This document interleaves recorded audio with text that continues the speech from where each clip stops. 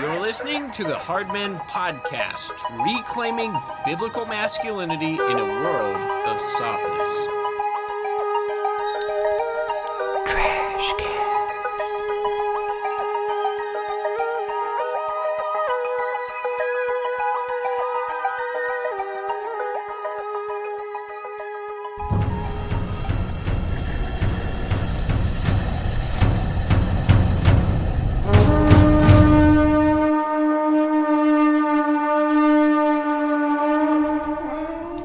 Welcome to the TrashCats TrashCast. I'm Richard.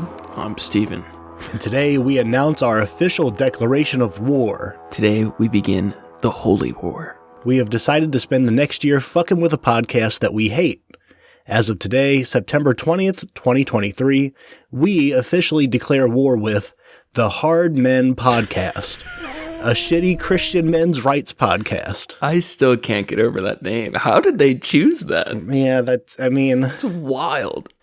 Yeah. Dude, do you remember General Butt Naked? Absolutely. Not a day goes by I don't think about General Butt Naked. I'm butt naked. Just did a bunch of cocaine mixed with gunpowder. I'm ready for this. Oh man, you are ready to go. You're one step ahead of me. It's pitch black. I'm covered in blood. This is gonna get crazy. It's gonna get weird in here. The Hard Men Podcast is hosted by none other than our boy Eric Kahn. Now, Eric used to be a gun magazine writer and is, or at least has been, a pastor. Two things that you would have to be a brain-dead, confused Christian bearded man-child to consider combining. But Eric's not your average pastor. He's a real piece of shit with the beard and the balls to say the things most men are too scared to say. Oh boy. Eric claims to be the type of man who, quote, knows what it is to give and take a life. Oh. Just this mercenary preacher out on a mission. Yeah, no big deal. I got guns and I write about them. He often calls for biblical strength by way of willingness to do violence for his big bearded sky daddy. Despite Eric's constant lust for violence, he typically is too spineless to demand it himself. Typically, he hides behind the quotes of the other radical believers that he interviews and endorses. One of the more telling quotes he stands by reads, quote, prophets don't dress themselves soft. They don't have effeminate bearing. They don't dress and talk and carry themselves like women. Prophets aren't gay. John the Baptist was a man's man, and men who want to enter the kingdom of God will imitate him. Like John the Baptist, violent men will take the kingdom of heaven by force. That last line pretty much says everything about Eric and his podcast. It's pretty dead on, and I really like when we were discussing this, you were the one that pointed it out. He has all kinds of very extreme, violent quotes, but he almost never says them himself. He almost always gets a friend of his, a book passage, something to say it for him because he doesn't want to declare violence himself. Yeah. Now, Eric's whole shtick is that he thinks men have become too soft, effeminate, and godless. And he tends to put a lot of the blame on other sissified pastors, in his words, women in general, and gay men specifically. Yet he mostly preaches about how men can get hard.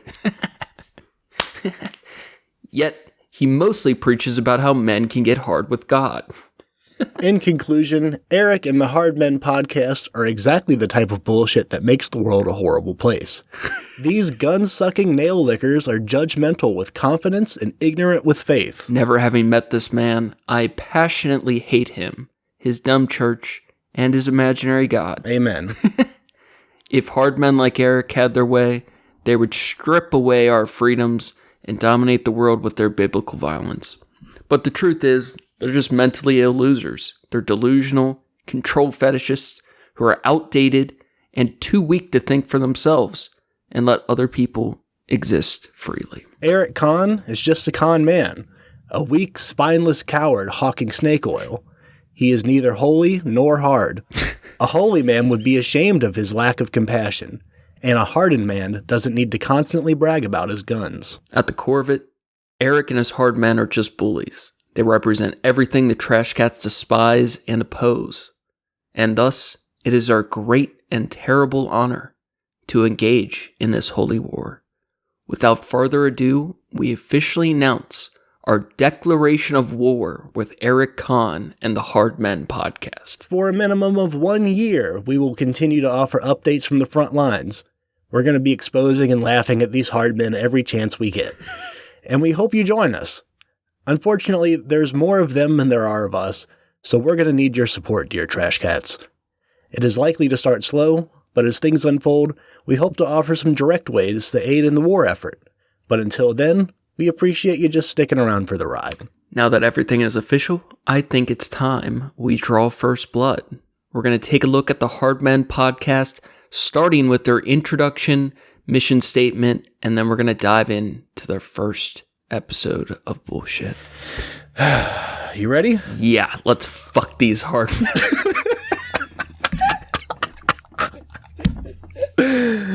Oh boy, what have our lives turned into? We're going to be listening to a lot of Christian bullshit this year. Oh, found a new fascination in life. What is it? Listen to it. Strong bearded Christians. Insecure men that talk about their guns. Violent God men. Yes. You're listening to the Hard Men podcast, reclaiming biblical masculinity in a world of softness.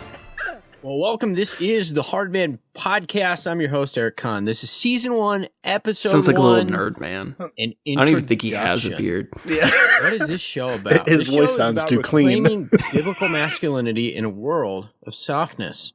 Now, a couple of things I want to do today is introduce you to the series. Okay. As well as give you a few ground rules about what you can expect topically and with format of the show. Fuck yeah. And we'll be examining voices like Jordan Peterson and Rollo Tomasi. Oh boy. Both to look at what the good things they have to say are, and to examine them in light of a robustly biblical perspective. Ooh. Now, you might ask yourself at this point, is this podcast for men or is this podcast for women? The simple answer is yes. I think men will find it helpful as you're seeking to grow in masculine virtue. And I think women will find it helpful as well if you're considering what kind of man you want to be with, marry, or perhaps what kind of man you want your son to be. Oh, I'm sure. Now, if you don't know how to make choices for yourself, monologue mixed with conversations that I have with interesting and informative people from all walks of life. These are people with great insights about masculinity, whether they're a plumber, they work in a tool dye shop, or they're a pastor. They have something valuable to contribute, and I think it will prove helpful to you. Beautiful. So if you're wondering, if this all podcast walks of life, plumbers, guys that work in a tool and dye shop. Is this podcast for men or women? Yes. Yes.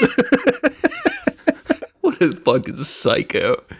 So that's his little intro. That's the pilot episode. It's the first episode of the Hard Men podcast. 5-minute introduction. Just kind of gets us into his headspace. It's all about biblical masculinity. Which is a term I hadn't heard before. Yeah, I unfortunately have. Now that we have an idea of the insanity we're dealing with here, let's check out the first full episode titled Hard Men in a World of Softness. This episode was based on an article Eric Kahn wrote, which was the inspiration and genesis of his podcast. It was his magnum opus. Fucking psychopath. It's what got this whole thing started. So let's listen to this first. Oh boy. You're listening to the Hard Men podcast. The music is so good. Biblical masculinity in a world of softness. That fucking organ goes hard. Welcome to the Hard Men podcast. I am your host, Eric Kahn. This is season 1, episode 2. Oh boy. Hard Men in a world of softness. Ooh, funky bass. Dude, I'm fucking rock hard right now. Well, in this episode, I'll be sharing an experience that occurred several years ago, and that first opened my eyes to the problem of effeminacy in the church, and in particular, the pastorate.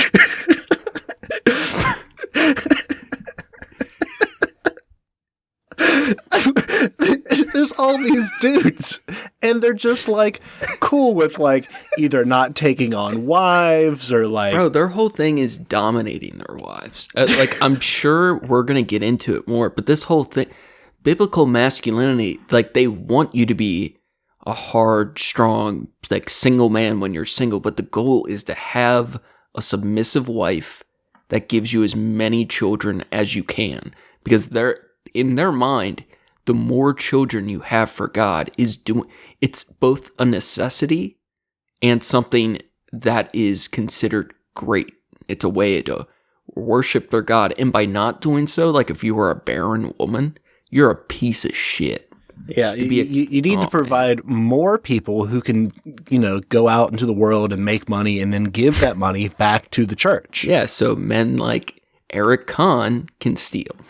Yeah. Now, what we don't know, because we didn't want to get too ahead of ourselves, at this point, we don't know specifically what denomination they are.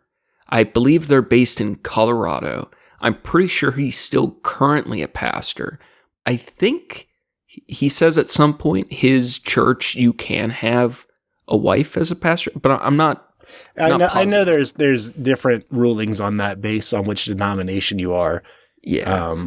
Which is also fucking goofy. It's like, who's making these fucking rules? It's whatever pervert you put in charge. Who's the one that's like, yeah, I believe in I'm Christian, but it's like, okay, but there's like 100 different kinds of Christian you can choose from. Which one are you? Yeah. And like, oh, like I believe this is right because they don't eat meat on Saturdays, or like they, whatever dumb bullshit reason they come up with. It's because he read the Bible better than the other Christians. Yeah, exactly. Now, two things brought about this keystone revelation. First, I attended a series of talks by Toby Sumpter. Our boy Tobes. And in them, he talked about what it means to fight the good fight. Yes. He captured the warring spirit of masculinity that is so often absent from the church. Yeah, that was The other event was reading The Grace of Shame. It really is one of the best books that I've come across in dealing with homosexuality and effeminacy in the modern church from a biblical perspective. Now, at that time, you have to keep in mind, I was pastoring a small church in the rural West, and I was also working as a freelance gun writer.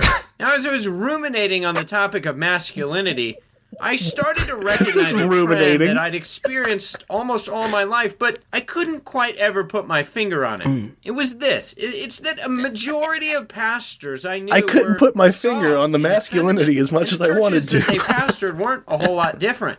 I'd attended seminary, and I'd even pastored my own church, and yet most of the Christian literature, most of the ministry of the church somehow seemed unappealing to me. Most of it, I found, was emotionally sappy. It was devotional in nature and, quite frankly, uninteresting. They didn't make him feel guilt enough for his wanting to be around masculine men. My interests were in Teddy Roosevelt, in hunting with my dad and my brother, in firearms and trucks and off-roading and World War My II dad yelled at me when I held the flashlight wrong when he was fixing the car. The movies we were watching were Braveheart and Die Hard. Love when my dad fucks me in the back of my truck. Men's section at the local bookstore, all my I found favorite. was sentimental, pietistic Christianity, none of which was all that appealing as a man.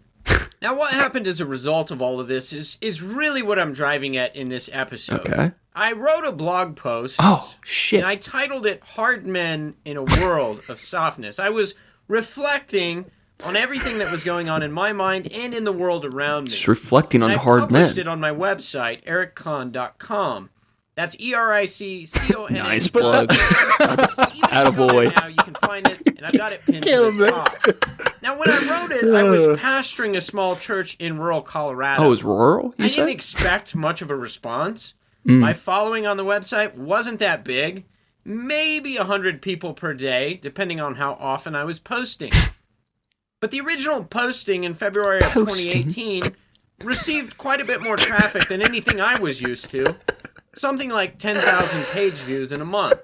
And I first said to myself, this has to be a bigger issue. Obviously, other people see what the problem is. They seem to be resonating. But it wasn't until This guy's a psych. 2020 He is so January that I shared the post on Facebook. Just for the talking about second time. website views so far. Let's pause for a second. the thing that we mean, kind of mostly what we've been doing while we're listening here is like, we're mostly making fun of him as an individual, which typically, depending on what you're making fun of, you know, I can feel either one way or about, but in his case, I think it gets a pass, but I think the important part we're getting to, where just the how big of a piece of shit this guy is. I don't know. I feel like we're making little, like, small jabs at him, at the goofy things that he says, but it's important to not lose focus. Because this is all building up to, I mean, this is really him just setting the stage on who he is, right? Yeah. This is it's very funny to listen to, but it's very real, and that's the part that sucks. It all leads to his justification of why he hates sissified pastors, which he bizarrely keeps going back to. Yeah. Why he thinks violence should be done for God, why he hates gay people and finds them to be cowards and infers cowards should be handled with violence, why he hates and thinks women should be dominated. It's the foundations of his worldview that he's just setting up, and we're just getting the little pieces of it now, but this is what his whole worldview will be built upon. And towards the beginning he mentioned, I think it was called the hymn of shame or the gospel of shame. That's one of these lines that is from, I believe it's a friend of his who wrote a book, and it's called like How to Love the Homosexuals for God. And it's a title it's something along those lines that's made to seem like a book about how to be inclusive to other gay Christians. And in the intro and throughout the whole book, it is just one of the most biblically homophobic, hate gay people books I've ever seen. And, his favorite little prayer that he stands by basically justifies violence against them. So all these things, he sounds just like a nerdy beard boy from the country that loves God, but there's a lot more nefarious things at play. There's a lot of nefarious things hiding behind that insecurity you hear. Do you know what's under his beard? What's that? It's a smaller beard. He tapes on his big beard every morning. I was gonna say his dad's dick, but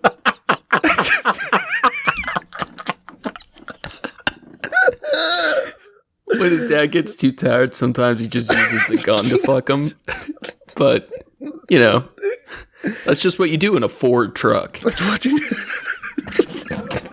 how it feels to drive a Ford F-150. But it got even bigger than that. And within a month, over 200,000 people had come to the site to look at that post. In other words, my eyesight seemed to be confirmed. Happening? It turns out I'm not the only one concerned about the dismal state of masculinity in a world in which real men have been neutered. Can you imagine being a guy that cares about masculinity? Yeah. Like what other men are doing? It's so strange. They give a fuck about what other dudes are doing. It really was much of the impetus for this podcast. Several years ago, I was at a gathering with a group of church leaders who came from around the country. It was a hell of an orgy. Many of them came from major metropolitan areas. It was missionary and everywhere. Just all missionary. Prayed so hard after. Yeah. Now, as an elder from a town of only a few thousand people, I was also working as an editor at a gun magazine. It's because he wouldn't take his holster off during the orgy. Someone had brought for show and tell. Sure, they'd seen my Facebook Well, I mean, it was profile over where the they found clothes. many wilderness exploits, firearms, and dead animals that regularly appear in my feed. I'm not gonna lie, I'm a hunter. But to them, I was more like the Tasmanian devil. Oh. They'd seen and maybe read about me in books, but many of them seemed to be shocked so to find weird, dude. a living specimen. You could feel Who the says that about mixture of themselves? white awe Fucking and a psychopath. tinge of disgust. Oh my god. One church leader asked me incredulously, well, when you go hunting and you kill this animal, do you take its skin off and, remove the organs? When I answered in the affirmative, there was a little bit of shock. Some of the men in the room were manly men, and it didn't surprise them at all, but others issued a collective gasp. This is like bad Now, I fan found this fiction. mostly amusing, Yeah. but at the That's same exactly what time, this I was reads wondering like. where Very exactly bizarre. they thought their steaks and their hamburgers came from. It really was a clash of cultures as we met during that event. Now, this would be outright libel and slander. But I'm going to preface, I don't believe him. I'm going Which to part? I can't imagine any legitimate pastor, even at a church that's kind of weird in a rural area, where all the men are in gasp and awe of him for hunting. Now, Yeah.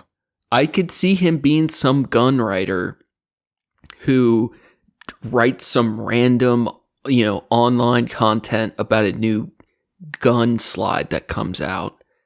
But I haven't done too much deep digging. I've seen pictures of him. They have a YouTube channel that they have some of their interview episodes on. But I'm very skeptical if his past is legitimate at all. It feels phony. I don't think his life is what he claims it is, one way or another. So I'll leave it. I was gonna say there's that like surface level lie shit, or I think there's probably a lot more going on about like the way that he actually feels about things. Yeah, That they're very much in question, that he needs to figure some shit out about many different topics. But now I'll throw this little beard dog a bone. All right. Have you seen the latest stats about men graduating from college? I have not. They're interesting. So, for the last 10, 20 years, right? Mm-hmm. There's been an awesome, very good, very cool move of embracing women being more independent, having closer to equal opportunity in the professional world, and just respecting people for being people opposed to just their sex. There's been a change in our lifetime of how, I don't know, the differences between sex and gender or whatever. Fair. And for part of that, for good reason, but maybe to a bad extent, people tend to make fun of men a lot, and white men particularly. Now, this is different than in the past, and some of it may very well be merited, but there is going to be problems. And in response to this shift in the narrative, a lot of men have become very, especially lonely men who are lacking confidence or success, money, or just having a partner. A lot of these men are very defensive of this and have leaned into this masculinity, the red pill internet content, this whole thing of men's rights advocacy, because they don't feel men in the modern day are getting the respect they deserve. Yeah. Now, what Eric Kahn does is just a twist on this, where his justification is through the Bible. So it's biblical masculinity. But I will say there are some legitimate concern. If you were, I don't give a fuck, but if you were an economicist, right? Someone who studies this shit on the effects of the economy and the change of our roles in society. The latest data on college graduation stuff, for the first time, more women are graduating college than men. That's never happened before. Mm-hmm. Now that's a good thing, right? Or it's just not, like a it's not swing inherently a bad thing. right. Yeah. The problem is the estimations are in the next 10 to 20 years, the estimates are to the point that it may be 2 or 3 women graduating per each man. Okay. In the last 5 years, the average woman's income has stayed the same proportionally, which, we want all wage on average to go up, but it's about stayed the same. The average man's income has gone down by nearly 20%. So less men are graduating by a lot, and men are making a lot less money. Now, no one's going to give a fuck about this until it becomes a real problem, and when women are having trouble finding men that they feel match their level to have a relationship, because typically we try to find partners on a similar level. So right now, no one gives a fuck about men's advocacy shit. Yeah. I certainly don't. Right. But there is this shift in the balance right now. And I'm not saying it shouldn't happen or isn't merited or whatever, but I think a lot of men do see elements of this, and they are handling it extremely poorly. Yeah. Such as Eric. Yeah. I think that, I don't know, I feel like that data that you gave it, I think that's like, there might be something there, but I feel like that's mostly a nothing sandwich. Dude, I feel when you think of the whole U.S. something economy, that, like, if you look at it in the way of like, okay, instead of looking at it as like men and women separately, and look at it in age brackets, what other details are there? If you look at it in did go to college versus didn't go to college, in age brackets there, the income there. I think there's a lot of other variables that you can take away other than taking these two, seemingly related stats and using those to conflate an argument. It's much more than that, though. This is an argument I'm not passionate about, but if the economicists and social study people, like, they don't know what the fuck they're talking about. There is a major concern with depopulation, and it's still kind of yet to be seen how much it matters. But if we look at China and Japan, they are really struggling because they are not at their peak population. People are having less kids because it's too economically difficult. Now, the theory is, and this is my understanding of how it actually plays out, the less people a country has, the less efficiently we tend to feed the population. So if we have 100 million new residents, little babies that grow up the next generation than the previous, our country, in theory, does a lot better. And for every modern country, this is typically how it plays out. It's more efficient to have more workers that can make more things. Like when you have less people, it takes more resources to get things done. Sure.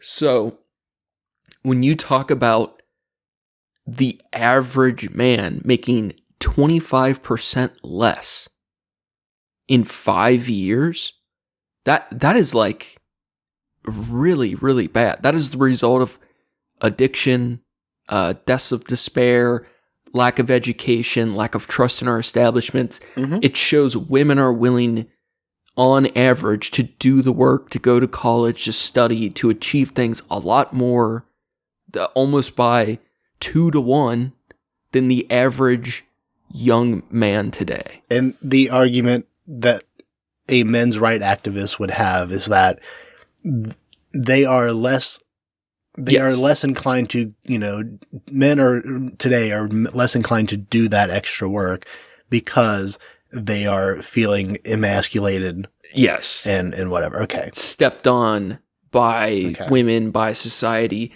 And who doesn't like to get stepped on? Come on. True. They'll even go farther. Of course, when women aren't equal to men in their eyes, and this is all like borderline conspiracy shit. This is the government keeping you down. This is the lack. Typically, the big one is this is the lack of faith and belief in men today that has led to this moral decay. But My point is there are some real concerns, like professors, people that study this shit. Like, there are worries about depopulation and change in what different people are interested. All of those aspects, some of that is legit, but the response by people like Eric is absolute insanity and making things so much worse. Their message to these men is to basically conquer women and pray your way to the top while you got your gun in your hand. And if you see someone that's morally deficient and meets your whatever definition that you need to do justified violence against, then you should, by God. Mm-hmm.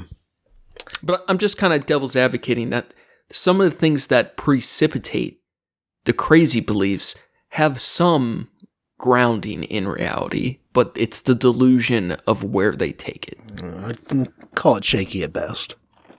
I'm telling you that there are real concerns. It's just...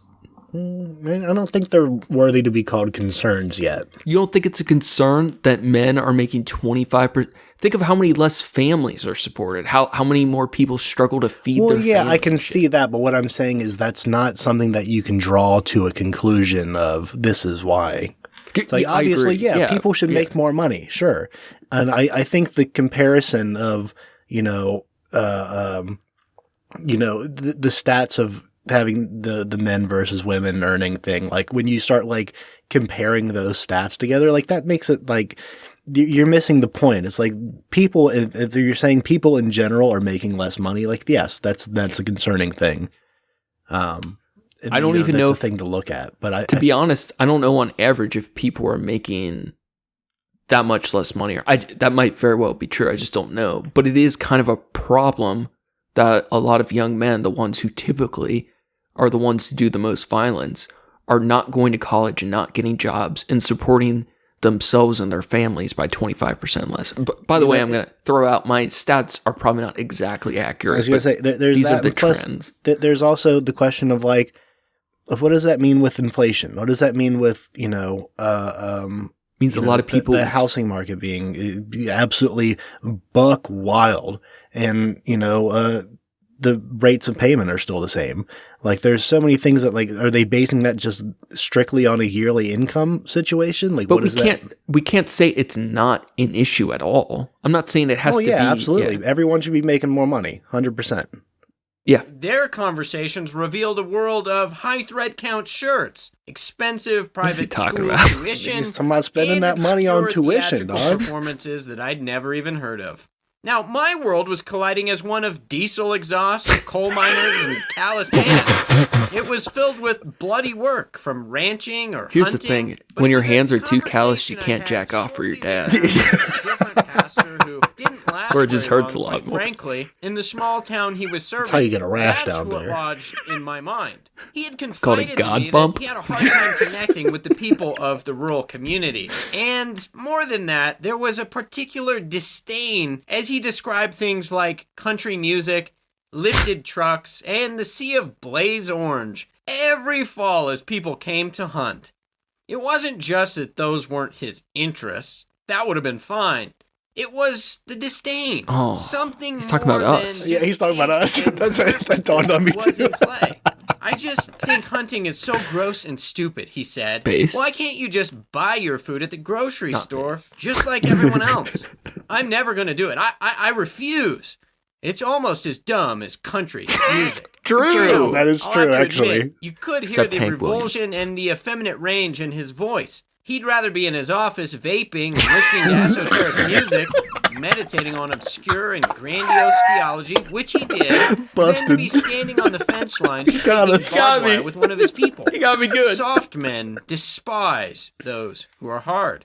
It led me to ask a question, which I've been asking for several years now. How is it that our seminaries and churches and so much of Christendom are somehow attracting and training effeminate pastors? You take a look around the modern church, What a weird and take you see where he this blames happening at other a pretty alarming soft rate. pastors. Why is it that our Christian institutions, in the very fabric of what they do, seem to be so skilled at turning out theologically precise men with softness as their I crowning want a virtue. big, beefy pastor Now, I can go talked hunting some of my with. seminary friends, and they Hunt me, Father. Long camping long trips with my beefy pastor friend. Others, however, will say, but what's wrong with that? They speak softly, they play softly, and they avoid hardness at all costs.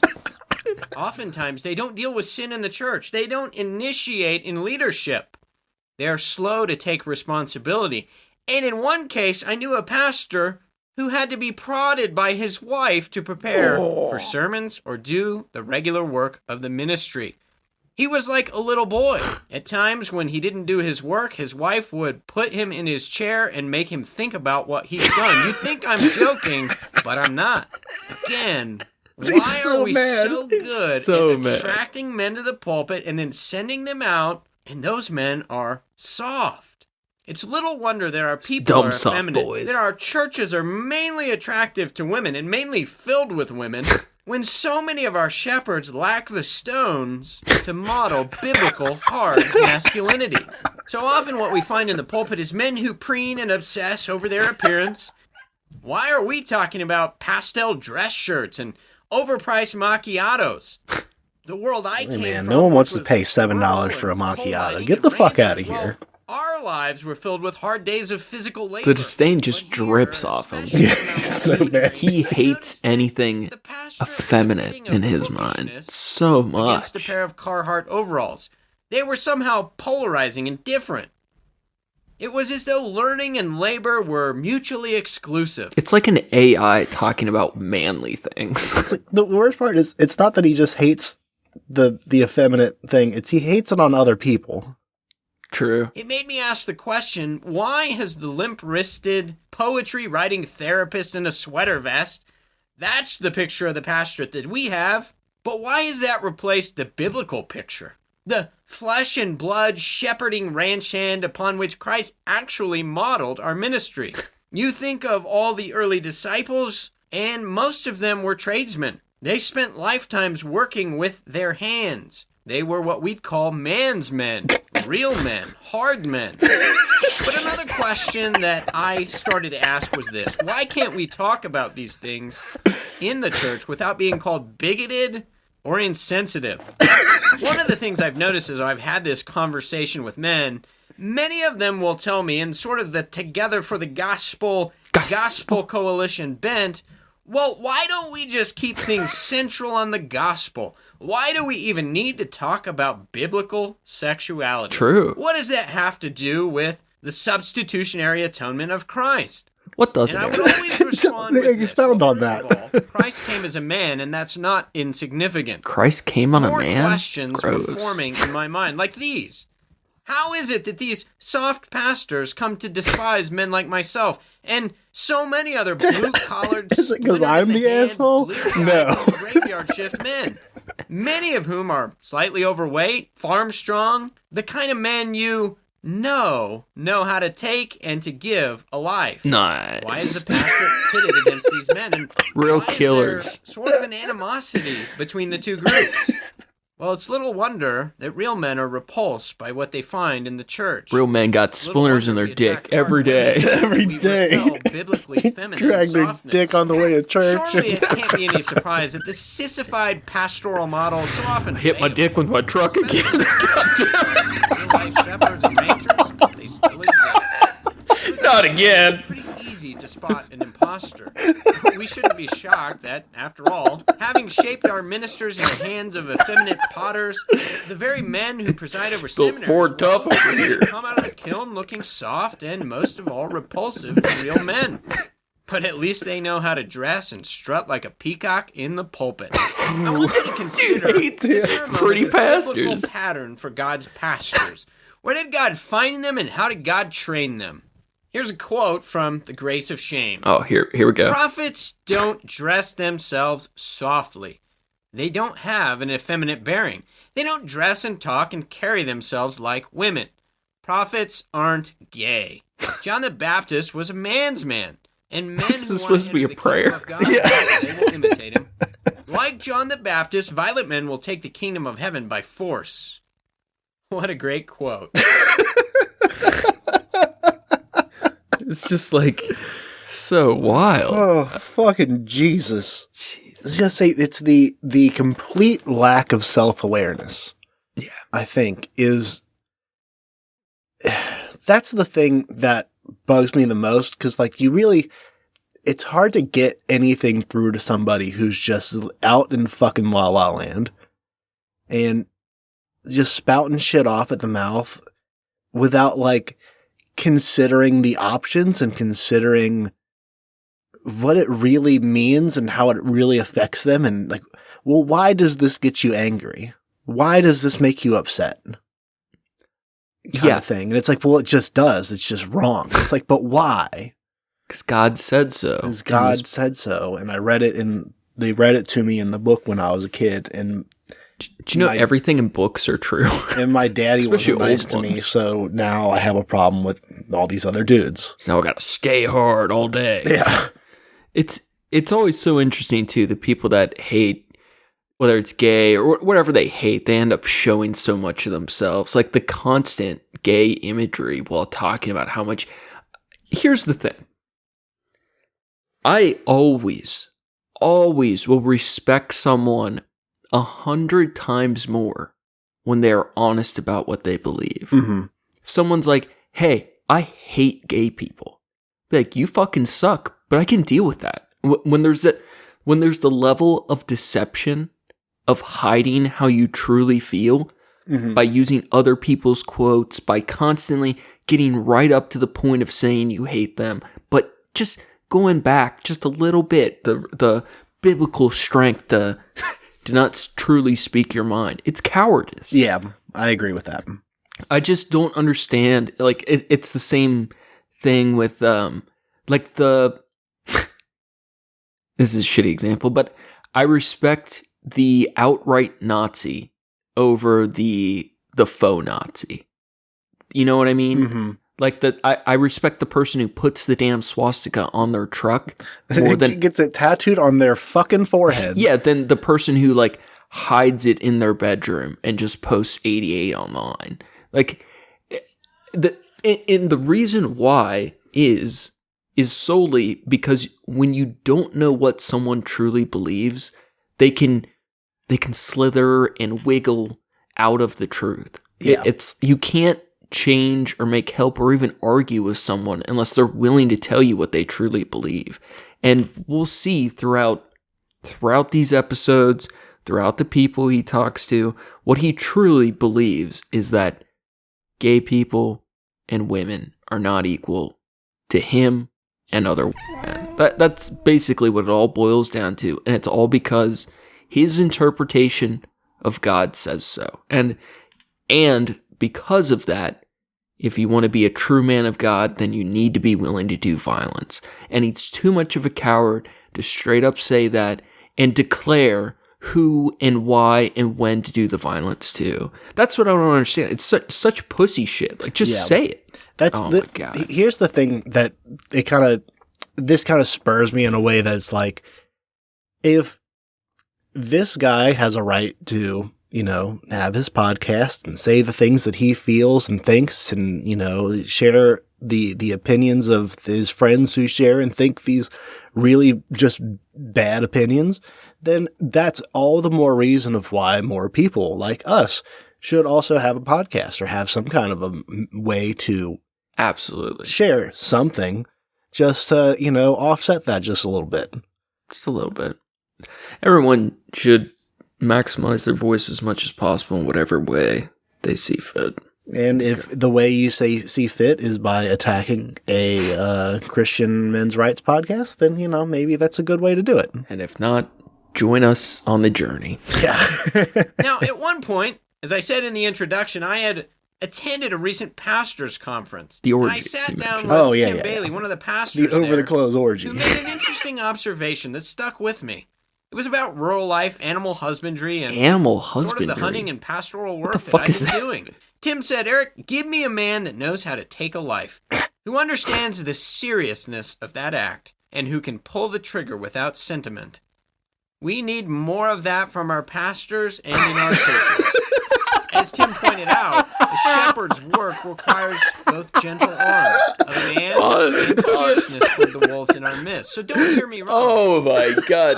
He's calling for mercenary pastors, and once again, too spineless to say it himself. Anytime he calls for violence, he used the quote from Toby.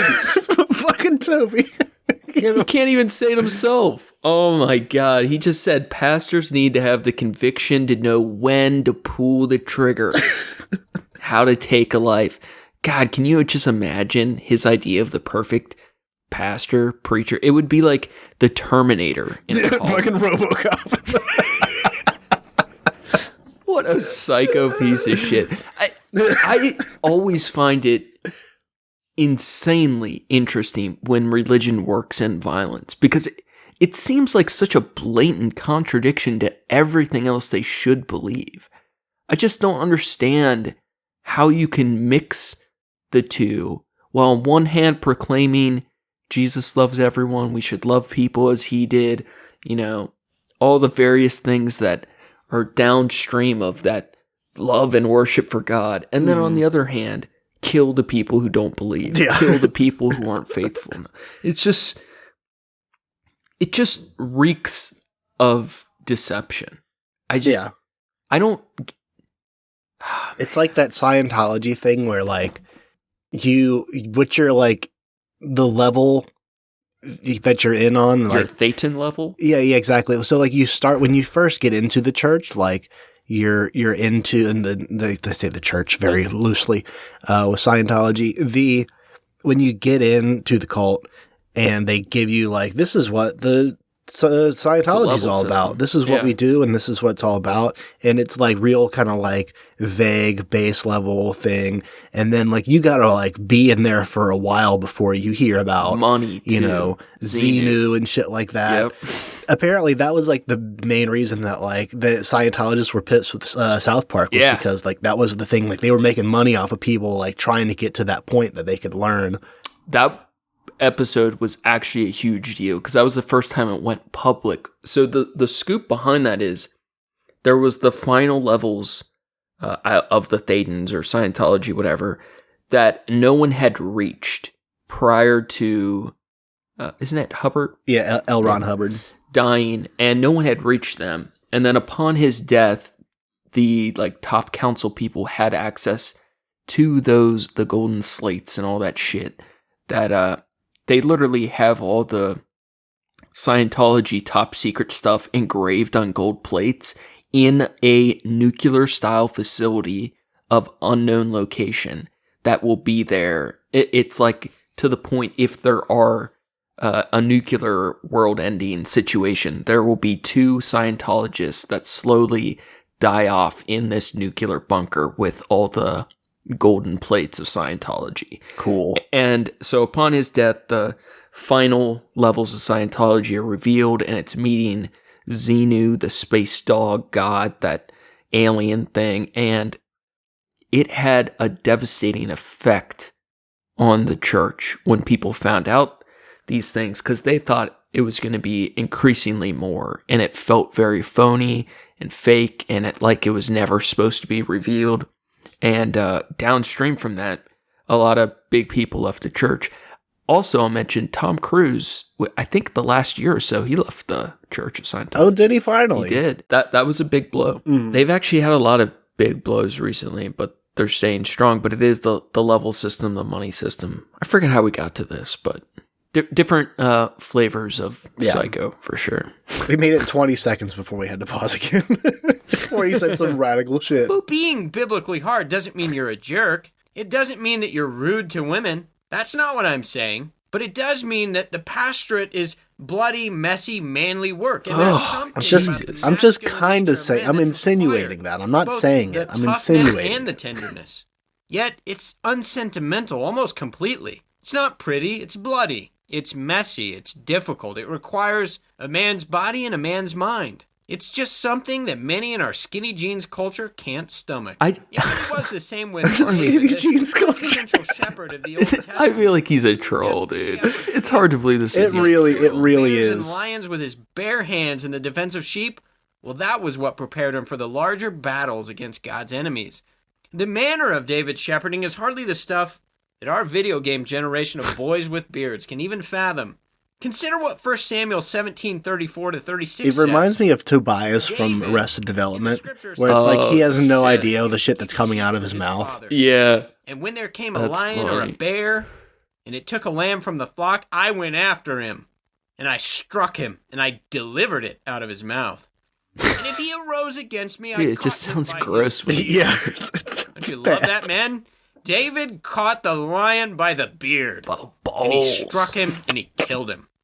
Your servant has struck down both lions and bears, and this uncircumcised Philistine, he was talking about Goliath. I killed that lion with my manhood. Yeah. Bloody. Armies, the living God. Now, I don't know about you. If they can survive getting hit by a Ford truck, then you know. A lion ain't doing shit. He didn't invite Goliath to have a warm, friendly conversation. Well, let's just air our disagreements. Let's have a cup of tea. I feel like and this is a let's 13-year-old. Just let it go. Yeah. Let's be nice. No, David grabbed the lion by the beard, and he killed it. That's what the church is missing, especially when it comes to the pastorate. Lion killing. Now, what the church needs is hard men. Men of principle. Lion Men who killers, pursue bro. their own godliness with holy Do you even kill violence. lions? Men who run Do into you burning kill buildings lions, when bro? everyone else is running out. What we especially need in the pastorate are men who act like men, who actively repent of Do their you pay a softness, significant sum of money to embrace shoot kind of sedated biblical animals in God has Africa? called us to. Again, quoting You're now a Grace man. of Shame, and we'll close with this. Or a dentist. Soft is not what God made man to be. When you look at man's sexual organ and you consider the simple truth that godliness for man means living in obedience to his body. That's a concept, by the way, we're going to return to during this season. Oh, don't What worry. does We're it going to talk mean more to about be looking at man's in manhood. obedience to your sex and to your body. We're going to unpack that.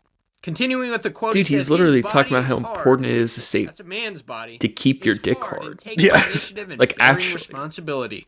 And this is the reason soft men will not enter the kingdom of God. He's a pervert. He's a gooner. I'm a gooner. He's a pervert. Actually, I'm a pervert too. But he's a worse one. Because he's worried about how other people are gooning. They are in rebellion against God and who he made them to be. Well, thanks for listening to the Hard Men podcast. I hope it's been beneficial to you, and I hope that it piques your interest for more of the topics that we'll deal with We're peaked, in brother. upcoming episodes. For more on the topic of masculinity and biblical sexuality, be sure to check out my website. I think the important part is that I think here's the thing. He's a service top. He wants to get you hard.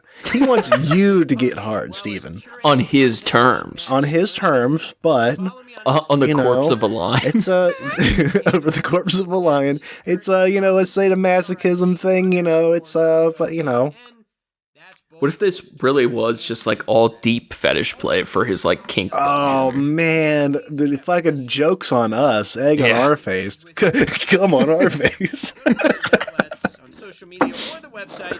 You can leave a comment, send a message, let me know what you're thinking. and Oh, I'd we love to will, respond to Eric you. Kahn. Until Yeah, next bring that time, organ in men, back. Stay frosty. Stay Fight the good frosty. Stay fight. frosty. Act We got the like military. men. Dude, my Frozen homeboy, cold. he interviews an LA sheriff. He interviews military men. He interviews all kinds of people that our society trusts to walk around with guns and defend people equally, while they just talk about how they hate women and gay people. Oh, cool. Yeah, I can't wait for this. it builds, man. I mean, he's still a little timid. You can hear him shaking in his big pastor boots. He's a little nervous still. He's just getting his hard masculinity together publicly for the first time. But he's gonna grow in to those boots, and he's gonna get so fucking hard. He's gonna have he's gonna slowly become emboldened with the power of Christ to say all kinds of reckless things, or at least get other men to say it for him. That's what's Yeah. really interesting. He has to get other men to say his points a lot. He has the energy of a guy who had this blog that he uploaded. He like got a website and he was like, I'm gonna do a thing. I'm gonna say something about this. And he got his website together, and he made a couple posts, and then realized like, you know what I should do? Like, this is getting a little bit of traction. I'm gonna write a book. I'm gonna do an audio book. And then I'm gonna and realize like, okay, that's not gonna. I don't have enough material. I can't really turn all these posts into a book. But if I just read it on a podcast, that's the next best thing. He has the narration kind of thing, like he's trying to start an audiobook. Yeah, I mean, to be fair to our boy Eric, this whole episode was literally just reading the Genesis article for this podcast. So this is his true mission statement. This is the start of it all. And then it builds. From here is when he kind of jumps more into the normal podcast structure that he spends a lot of time with other men talking about how to be hard for God. So. Yeah.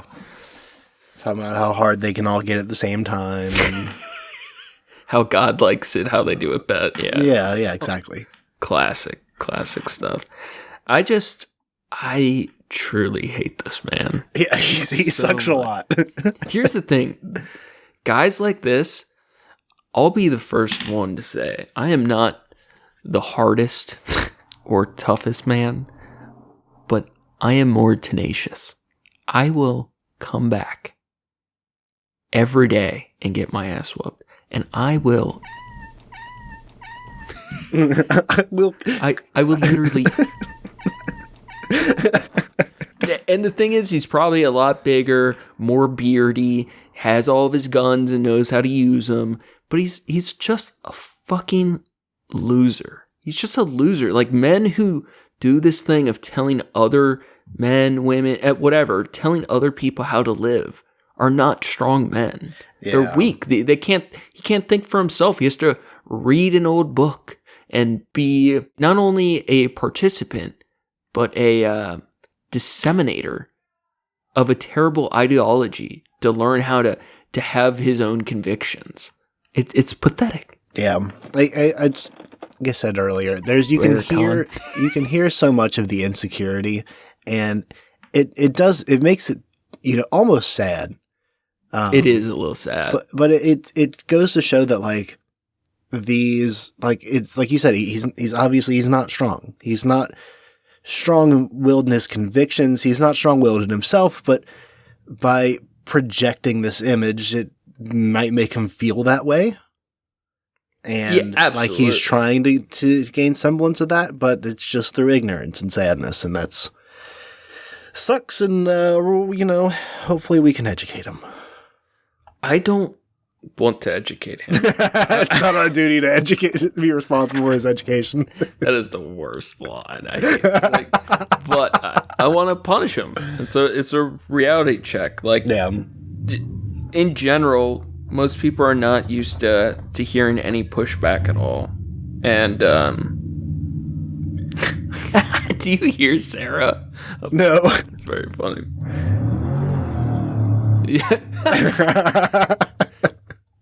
Now that's biblical masculinity. She's a true Christian. This is fun though. So I think the game plan from here on out, at some point, we're not ready yet because we are putting ourselves out there a little bit of risk factor for us we've talked about. Mm-hmm.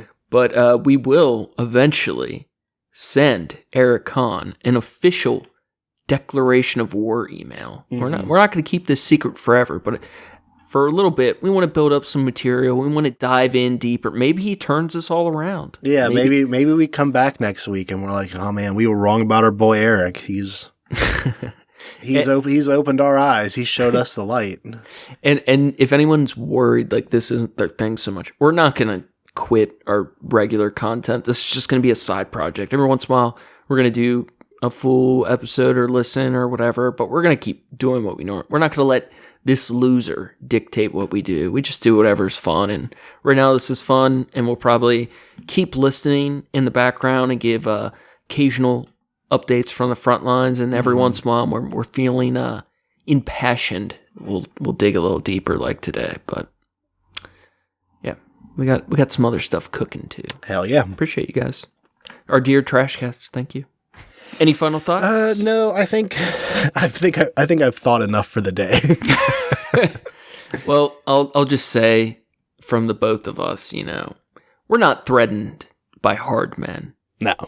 And we'll be coming around to another episode of the Hard Men podcast soon. In the meantime, Eric Kahn, don't forget to wash that cum out of your beard. Thanks again for listening. See you guys next week. Appreciate you, dear TrashCat. To Valhalla and Chrome, our war cats roam. Come hard, come fast, your god eats ass.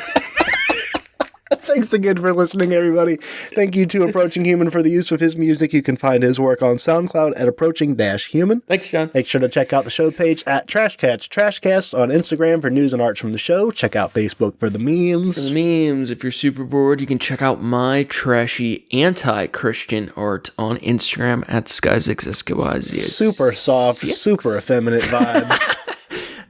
Yeah, we got some cool stuff coming up. We have a little look at some writing by one of my actual favorite people, Sam Harris, writing about torture, about defending torture, which is something quite contrary to his typical beliefs. But he makes a very good argument during wartime. He wrote this paper that's had a lot of criticism. It's very interesting, but since we're going to war, I think it's appropriate we talk about possible defense or legitimacy of torture. Just familiarize ourselves with torture, just a little bit. Just update ourselves on the Geneva Convention. Where are we at on that still? Are we, is it cool now? Everything but chemical gases and biological warfare is on the table. Is that water still a little hot? Ooh, let me just, maybe. We got a couple other art things coming up too, but yeah, fun stuff ahead. Appreciate you guys sticking around. That's going to be all for us today. Stay classy, eat trashy. Go fast, eat trash. Your god eats